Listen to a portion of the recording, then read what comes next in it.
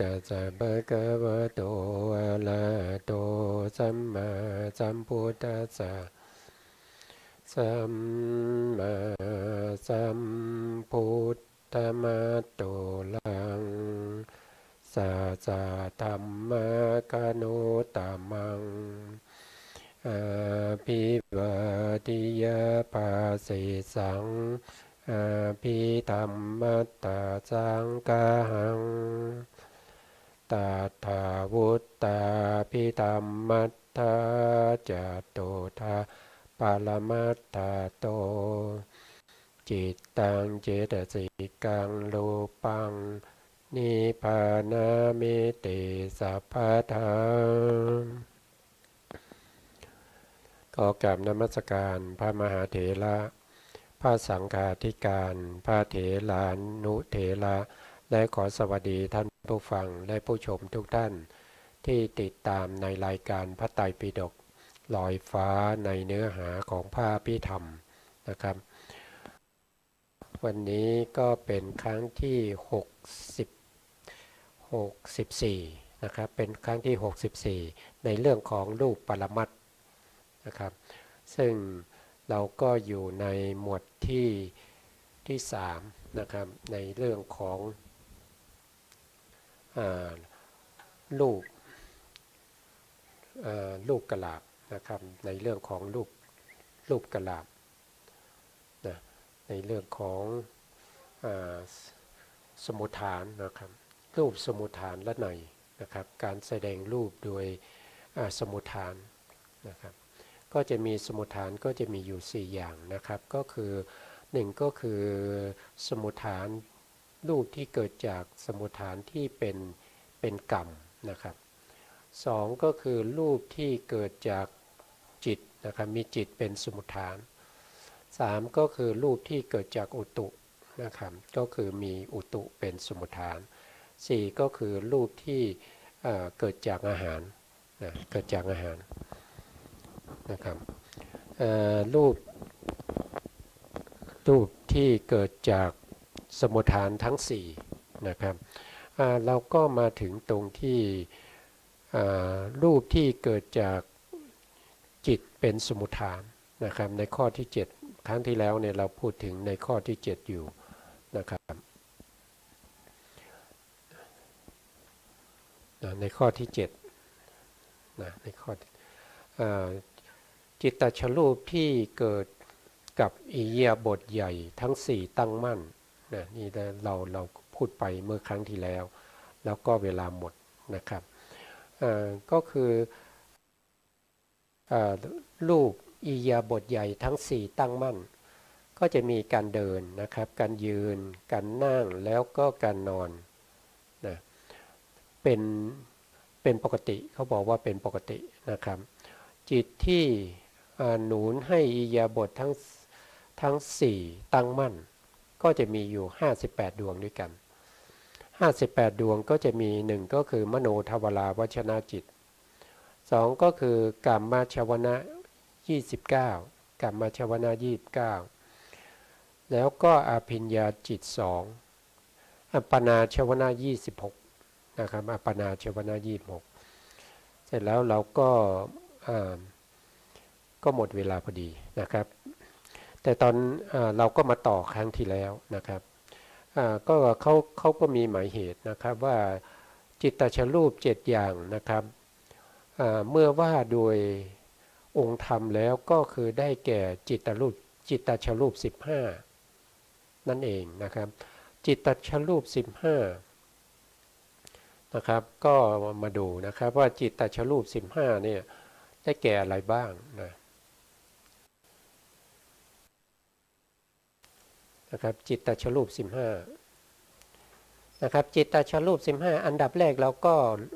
ต้องเอาอวินิโพครูปมาก่อนอวินิโพครูปก็จะมีอยู่8รูปนะครับอวินิโพครูปก็จะมีอยู่8รูปแล้วก็บวกสัทธารูปเข้าไปอีก1รูปก็จะเป็น9แล้วก็บวกปริเฉทรูปเข้าไปอีก1รูปก็จะเป็น10นะครับก็จะเป็น10นะครับวันนี้รู้สึกว่าจะไม่ค่อยจะ ดังนะครับแล้วก็บวกวิวิญญาติรูปนะวิญญาติรูปก็จะมีอยู่2นะครับก็จะเป็น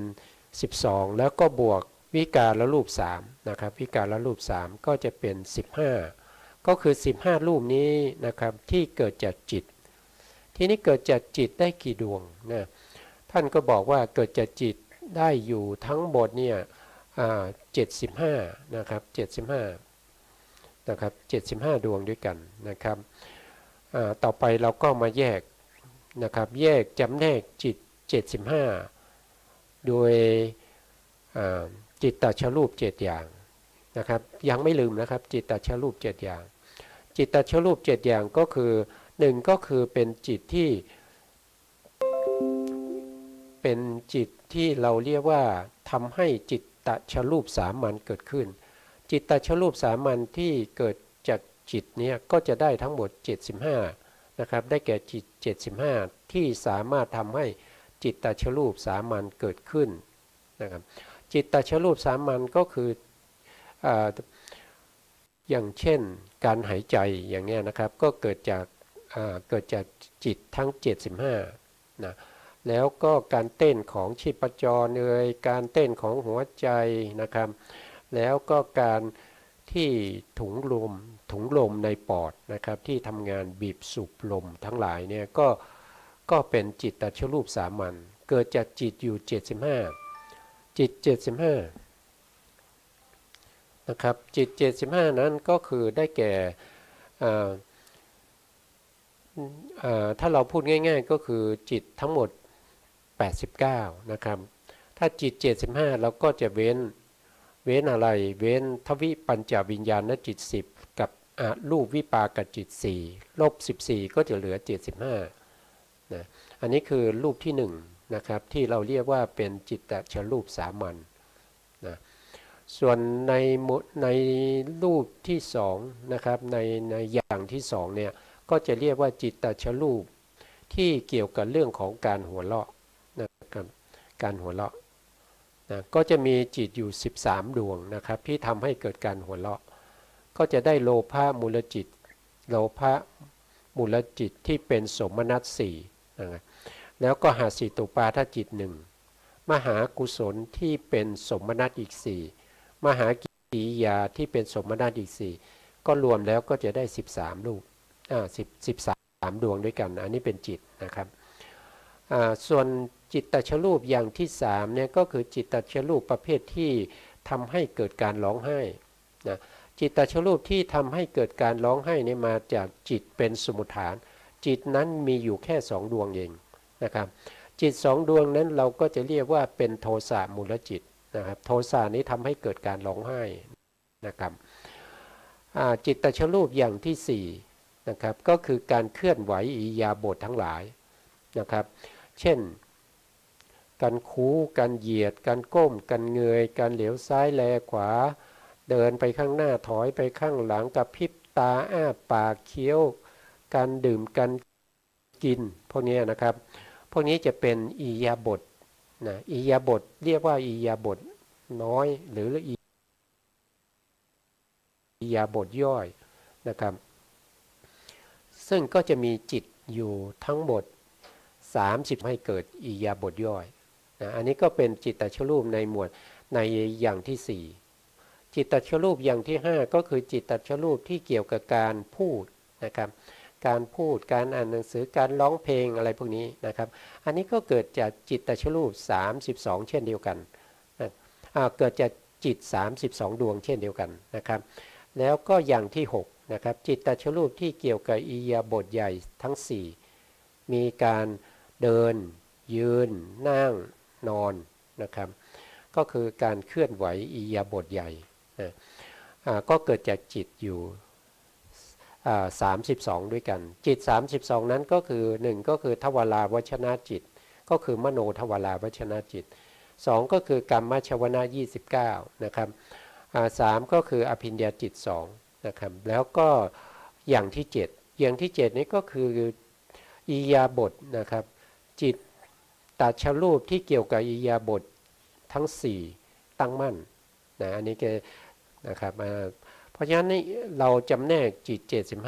75โดยความเป็น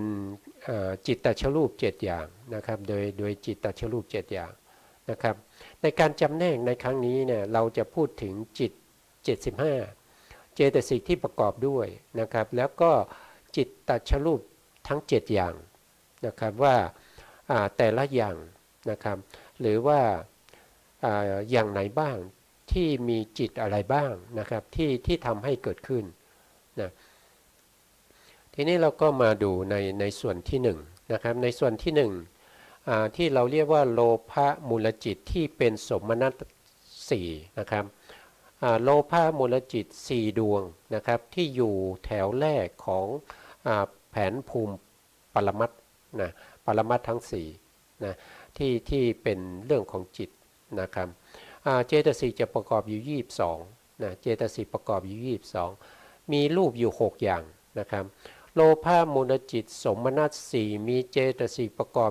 22ทำให้เกิดจิตตชรูปได้อยู่6อย่างนะครับเว้นอะไรก็คือเว้นร้องไห้นี้เขาเกิดจากโทสะนะครับแต่เราพูดถึงโลภะมูลจิตที่เป็นสมนัตเพราะฉะนั้นต้องเว้นร้องไห้ออกไปนะครับรวมแล้วโลภะมูลจิตที่เป็นสมนัตเวทนาทั้ง4ดวงนี้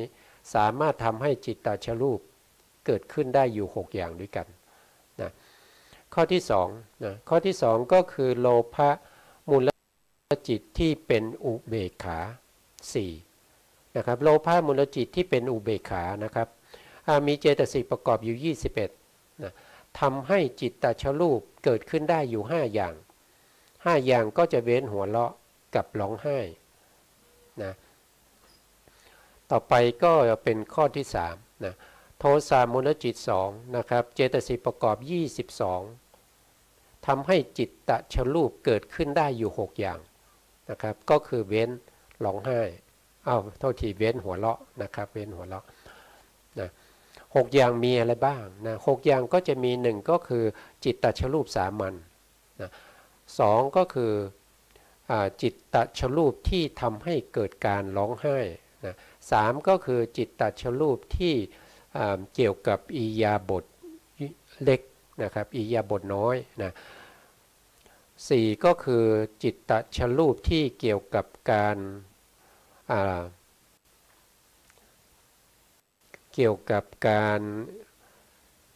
นะครับอิริยาบถใหญ่นะอิริยาบถใหญ่นะครับ4นะครับ5ก็เกี่ยวกับอิริยาบถใหญ่อิริยาบถใหญ่ตั้งมั่นนะครับนะแล้วก็6ก็คือเกี่ยวกับอิริยาบถจิตที่เกี่ยวกับการพูดนะครับเกี่ยวกับการพูดก็จะได้ทั้งหมดอยู่6อย่างนะครับเกิดจากโทสะมูลจิต2เจตสิก22นะครับแล้วก็ข้อที่4นะครับข้อที่4ก็คือโมหะมูลจิต2มีเจตสิกประกอบอยู่16นะครับทำให้จิตตชรูปเนี่ยเกิดขึ้นได้5อย่างนะครับก็คือเว้นหัวเราะกับร้องไห้นะเว้นหัวเราะกับร้องไห้เพราะฉะนั้นก็จะมีอะไรบ้างล่ะก็จะมี1ก็คือจิตตชรูปสามัญนะ2ก็คือจิตตชรูปการพูดนะครับ3ก็คือจิตตชรูปที่เกี่ยวกับอิริยาบถย่อยนะครับ4ก็เกี่ยวกับอิริยาบถใหญ่นะครับ5ก็เกี่ยวกับอิริยาบถทั้ง4ตั้งมั่นนะครับทั้ง4ตั้งมั่นทีนี้เรามาดูนะครับเรามาดูว่าข้อที่1ถึงข้อที่4เนี่ยที่บอกว่านะครับจิต75มีจิตอะไรบ้างแล้วก็เจตสิกอะไรประกอบบ้างนะครับก็มาดูที่แผนภูมิปรมัตถ์นะครับแล้วก็ไปดูจิตนะครับแล้วก็ไปดูจิตนะครับจิตนะครับ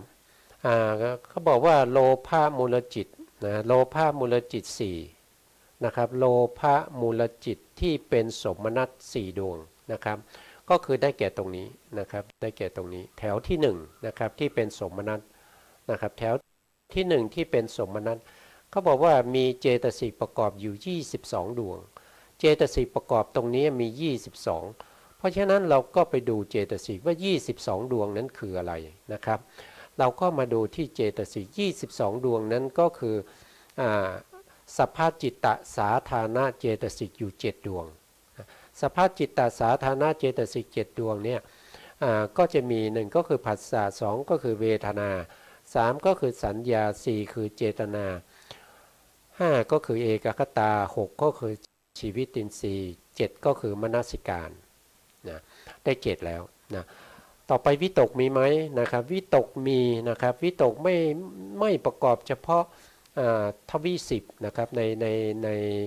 ในจิตที่เป็นกามาวจรจิตเนี่ยเขาไม่ประกอบเฉพาะทวี10แต่ตรงนี้เราพูดถึงโลภะสมนัสเพราะฉะนั้นวิตกก็มีนะครับวิจารก็มีทิโมกก็มีวิริยะนะครับวิริยะก็มีนะปิติก็มีนะครับฉันทะก็มีนะครับเพราะฉะนั้นเนี่ยอัญญสมานาเจตสิกที่ประกอบรวมกันแล้วก็จะเป็นอัญญสมานาเจตสิก13นะครับประกอบกับโลภะมูลจิตประเภทที่มีเวทนาเป็นสมนัส4นะครับเราก็จะได้มา13นะพอได้มา13ก็หาต่อไปนะครับเพราะว่าโลภะมูลจิตเนี่ยเขาเป็นอกุศลละจิตใช่ไหมครับเพราะฉะนั้นเราก็ไปหาตรงที่เป็นอกุศลเจตสิกนะอกุศลเจตสิกมีอยู่14ในอกุศลเจตสิก14เนี่ยในแถวที่1เนี่ยก็จะเป็นโมจตุกะเจตสิก4นะโมจตุกะเจตสิก4เนี่ยก็จะมีโมหะนี่เป็นประธานมีอาหิริกะอโนตปะแล้วก็อุทจจะเ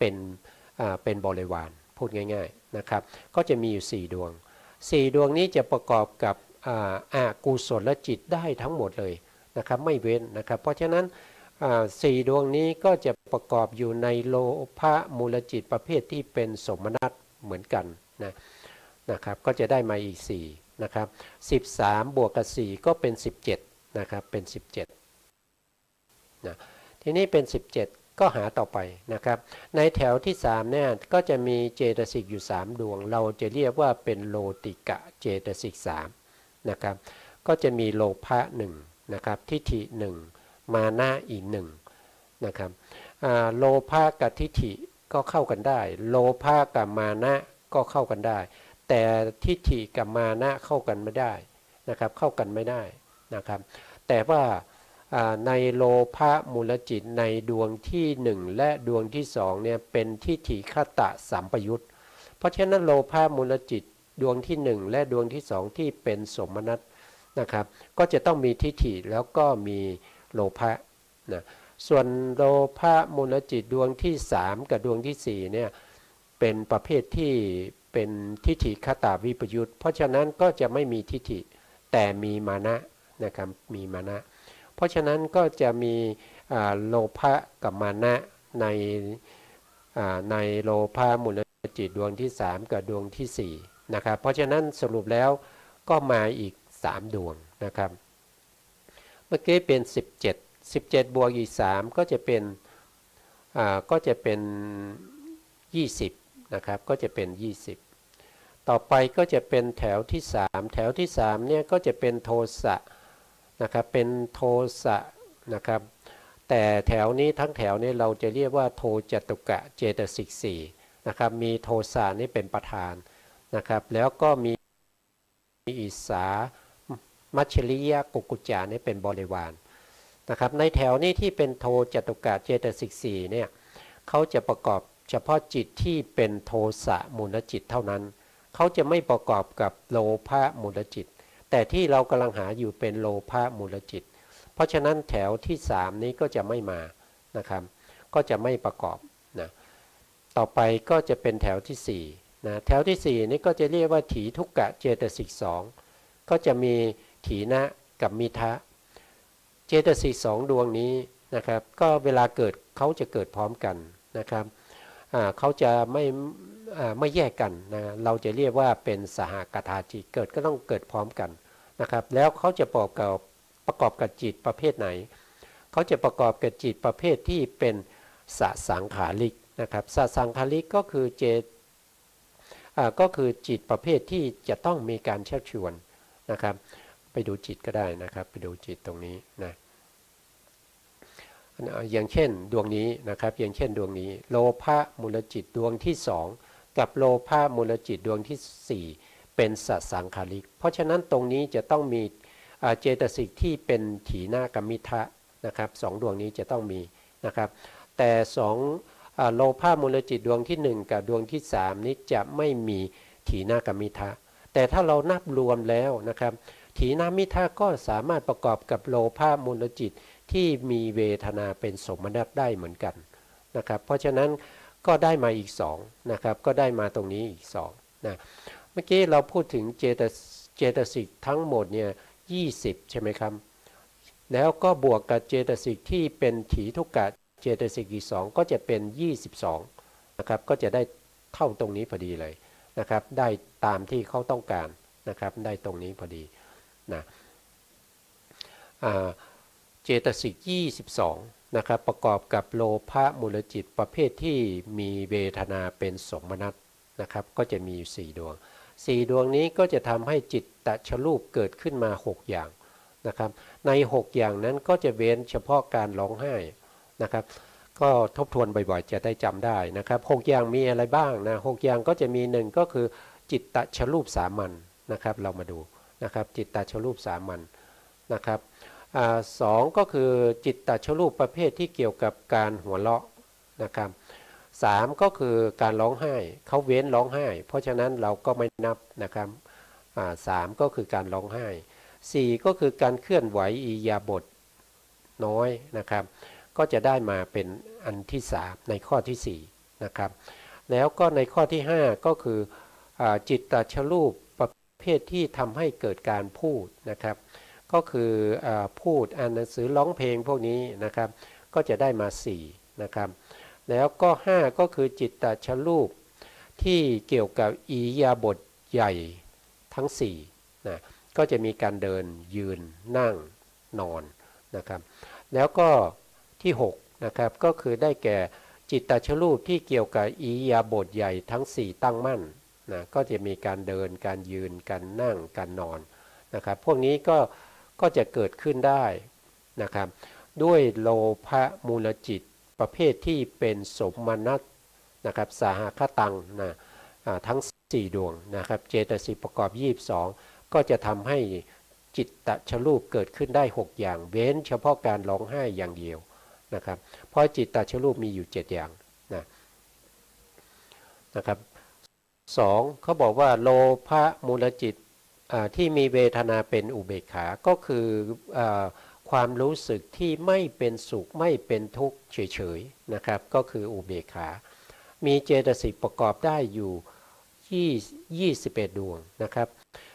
สามารถทำให้จิตตชรูปเกิดขึ้นได้อยู่5อย่างนะครับเว้นการหัวเราะกับการร้องไห้นะครับทีนี้เราก็มาดูว่าโลภะมูลจิตประเภทที่เป็นอุเบกขาเนี่ยเจตสิกเขาบอกว่ามีอยู่21ดวงเจตสิก21ดวงนั่นคืออะไรนะครับเจตสิก21ดวงก็คืออัญญสมานะเจตสิก12นะครับ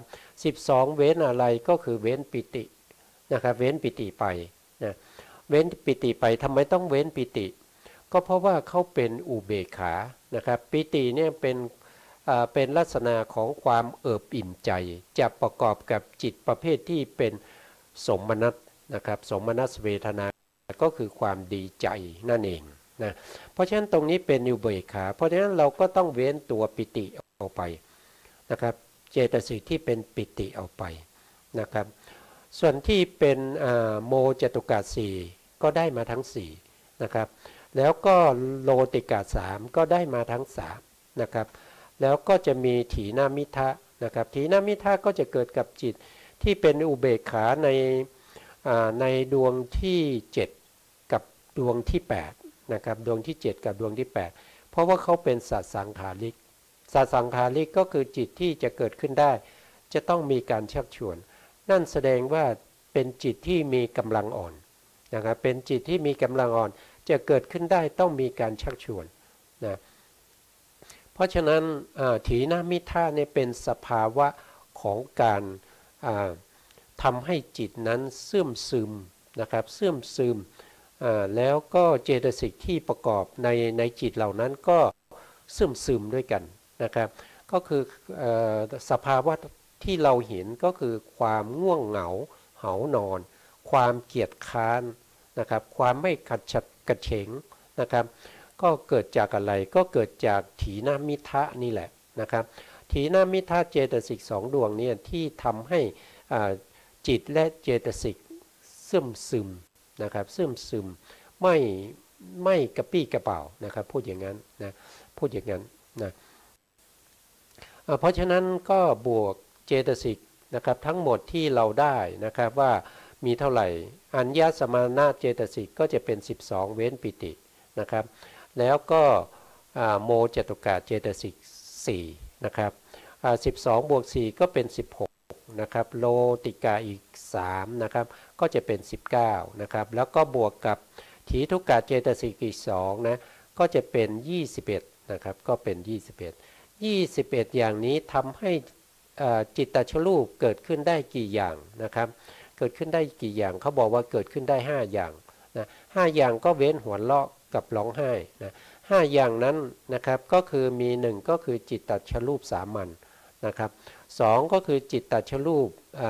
ที่ทำให้เกิดการพูดนะครับ3ก็คือจิตตชรูปที่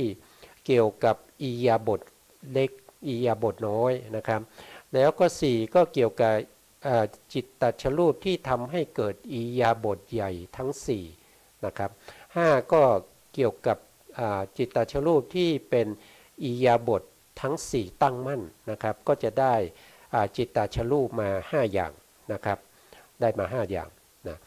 ทำไปทำมาก็จะจำได้นะครับถ้าไม่ออกเสียงไม่พูดไม่นึกไม่ดูนะครับ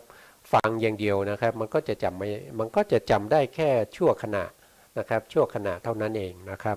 เราต้องมีการขีดต้องมีการเขียนต้องมีการถามนะครับมีการฟังนะมันถึงจะจำได้นะครับนะต่อไปก็จะเป็นจิตในกลุ่มที่3นะครับก็จะเป็นโทสะมูลจิต3นะในข้อที่3นี่ก็จะเป็นโทสะมูลจิต2ครับโทษทีนะครับมีเจตสิกประกอบอยู่22นะเจตสิกประกอบ22ตรงนี้กับเจตสิกที่ประกอบ22ที่เป็นโลภะสมนัส4เนี่ยไม่เหมือนกันนะไม่เหมือนกันนะครับเราจะพูดอย่างนั้นก็ไม่ค่อยถูกนะครับก็ต้องบอกว่าที่เหมือนกันก็มีนะครับที่ไม่เหมือนกันก็มีนะครับ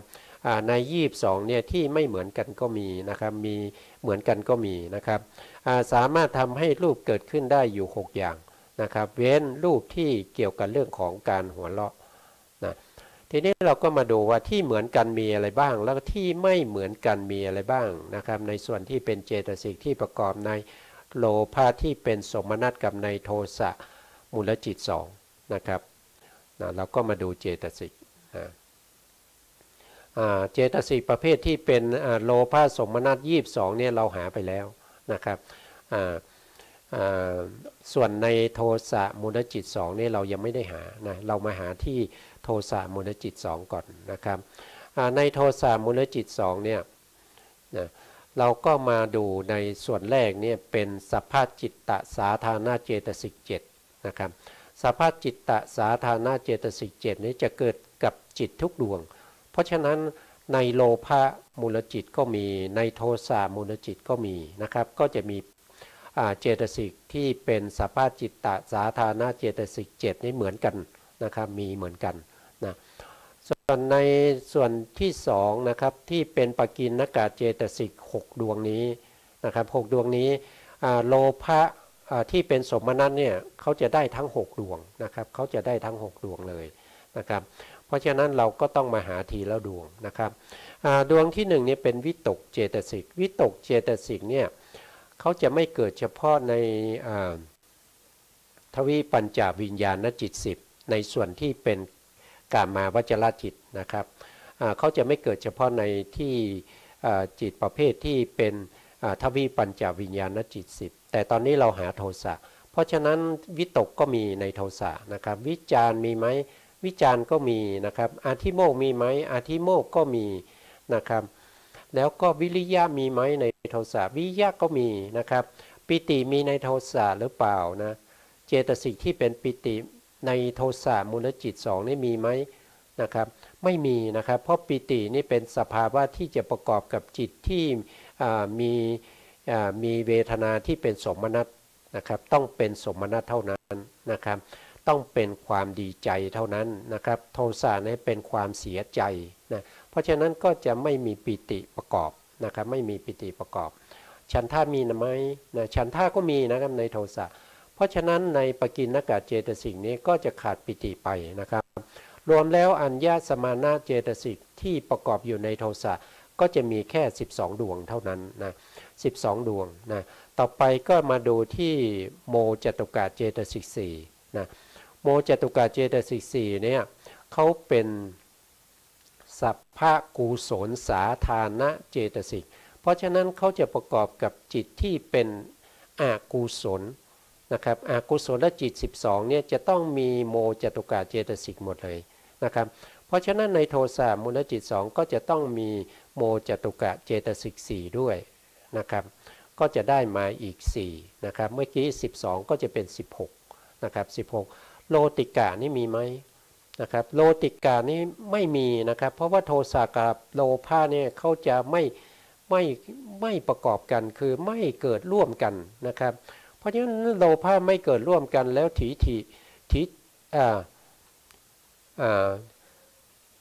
ฐินะครับทิฏฐิกับมานะก็จะไม่เกิดร่วมกับโทสะด้วยนะครับนะ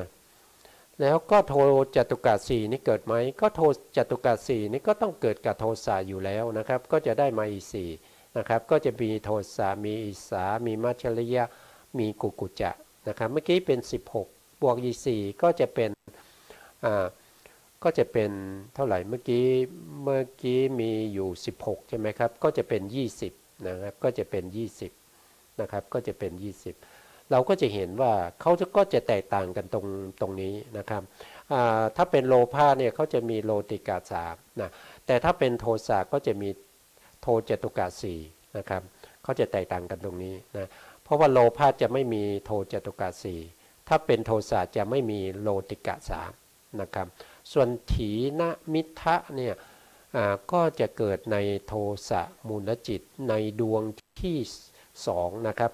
ดวงที่2นี้เขาเป็นสสังขาริกนะครับแต่ดวงที่1นี้เป็นอสังขาริกเพราะฉะนั้นถีนมิทะจะไม่เกิดกับโทสะมูลจิตดวงที่1นะครับจะเกิดกับโทสะมูลจิตดวงที่2นะครับแต่ถ้ารวมกันแล้วก็ถือว่าถีนมิทะเกิดได้ในโทสะมูลจิต2นะครับก็รวมเข้าไปนะครับถีนมิทะอยู่ตรงนี้นะถีนมิทะรวมเข้าไปก็จะเป็น22นะครับก็จะเป็น22เพราะฉะนั้นเราก็จะเห็นได้ว่าโลภะมูลจิตที่เป็นสมนัตกับโทสะมูลจิตนะครับมีเจตสิกประกอบ22เหมือนกันแต่ว่ามีบางส่วนที่เหมือนกันแล้วก็มีบางส่วนที่ไม่เหมือนกันนะครับนะมีบางส่วนที่ไม่เหมือนกันนะก็อย่าเห็นเจตสิกเท่ากันก็จะเหมาเอานะครับว่าเหมือนกันนะครับไม่เหมือนกันนะครับนะก็จะเป็นในลักษณะนี้โทสะมูลจิต2เนี่ยสามารถทำให้จิตตชรูปเกิดขึ้นได้อยู่6อย่างนะครับเว้นอะไรก็คือเว้นการหัวเราะนะครับเว้นการหัวเราะนะครับเว้นการหัวเราะนะ6อย่างคืออะไรก็ต้องมาทบทวนอีกทีนะครับ6อย่างคืออะไรนะครับ1ก็คือจิตตชรูปสามัญนะครับจิตตชรูปสามัญ2ก็คือจิตตชรูปประเภทที่ทำให้เกิดการร้องไห้นะครับ3ก็คือจิตตชรูปประเภทที่เกี่ยวกับเรื่องของการพูดนะครับเรื่องของการพูดการอ่านหนังสือการร้องเพลงอะไรพวกนี้นะครับ4ก็คือจิตตชรูปอิริยาบถย่อยนะอิริยาบถเล็กนั่นเองนะครับ5ก็คือจิตตชรูปประเภทที่เกี่ยวข้องกับอิริยาบถใหญ่นะครับอิริยาบถใหญ่ส่วน6ก็คือจิตตชรูปที่เกี่ยวข้องกับอิริยาบถใหญ่ทั้ง4ตั้งมั่นนะทั้ง4ตั้งมั่น รวมแล้วก็จะได้จิตตชรูปมาจิตตชรูปมาอยู่6อย่างด้วยกันนะ6อย่างนะครับเว้นเฉพาะการหัวเราะนะครับเว้นเฉพาะการหัวเราะต่อไปนะครับต่อไปในข้อที่4ในข้อที่4นี่เขาบอกว่าโมนะครับโมหะมูลจิต2นะครับโมหะมูลจิต2มีเจตสิกประกอบอยู่16นะครับสามารถทำให้จิตตชรูปเกิดขึ้นได้อยู่5อย่างนะครับ5อย่างเว้นหัวเราะกับร้องไห้เว้นหัวเราะกับร้องไห้ทีนี้เรามาดูว่าโมจตุกะโมหะมูลจิต2เนี่ยที่มีเจตสิกประกอบ16เนี่ยคืออะไรนะครับจริงๆแล้วพวกนี้เราเรียนไปแล้วครั้งหนึ่งนะครับตอนที่เรียนเรื่องของเจตสิกนะครับเราก็ได้เรียนไปแล้วแต่เป็นการทบทวนนะครับเป็นการทบทวนสำหรับผู้ที่ยังไม่เข้าใจหรือว่าตามไม่ทันนะครับโมหะมูลจิต2อยู่ตรงไหนนะครับโมหะมูลจิต2ก็อยู่ตรงนี้นะครับโมหะมูลจิต2ก็อยู่ตรงนี้ในอกุศลจิต12เนี่ยเขาจะอยู่ในแถวที่4นะครับแล้วก็มีอยู่2ดวงใน2ดวงนี้ก็จะเป็นวิจิกิจฉาสัมปยุตหนึ่งนะครับแล้วก็อุทธัจจะสัมปยุตหนึ่งวิจิกิจฉาแปลว่าอะไรวิจิกิจฉาแปลว่าลังเลสงสัยนะลังเลสงสัยในที่นี้ก็ต้องลังเลสงสัยในเรื่องของการตรัสรู้ของพระสัมมาสัมพุทธเจ้าสงสัยในเรื่องของพระธรรมคำสั่งสอนสงสัยในเรื่องของผู้ที่ปฏิบัติดีปฏิบัติชอบจนได้ตรัสรู้ตามพระอรหันตสัมมาสัมพุทธเจ้านะครับแล้วก็สงสัยในเรื่องของมรรคเรื่องของผลในเรื่องของฌานอะไรต่างๆพวกนี้นะครับมีเจตสิกประกอบอยู่15นะครับแล้วก็ในอุทธัจจะสัมปยุตก็มีเจตสิกประกอบ15แต่เจตสิกที่ประกอบตรงนี้เหมือนมีเท่ากันนะครับแต่ว่าไม่เหมือนกันนะในส่วนที่ไม่เหมือนกันนั่นก็คืออุทธัจจะในส่วนที่เป็นวิจิกิจฉานะครับในส่วนที่เป็นวิจิกิจฉาก็จะมีในโมหะมูลจิตในดวงที่1นะครับแต่ในดวงที่2เนี่ย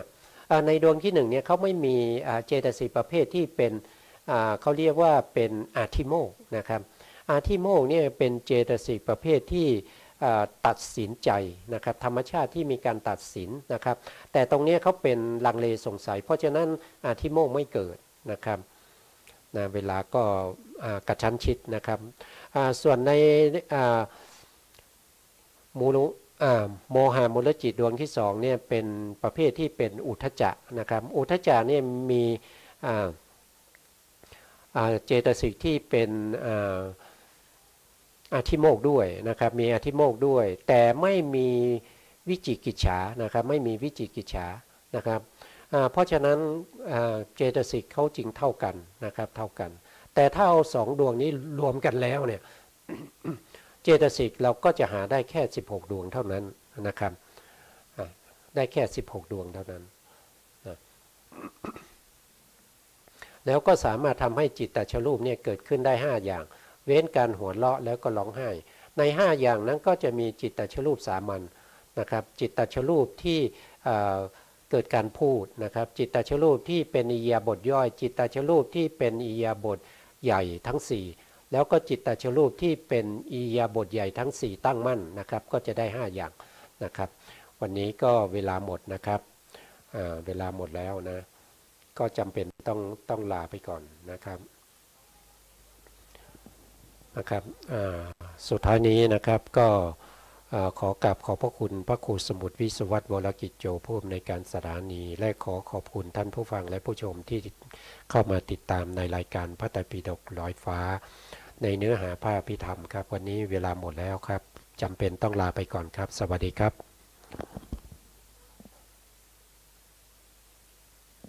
บ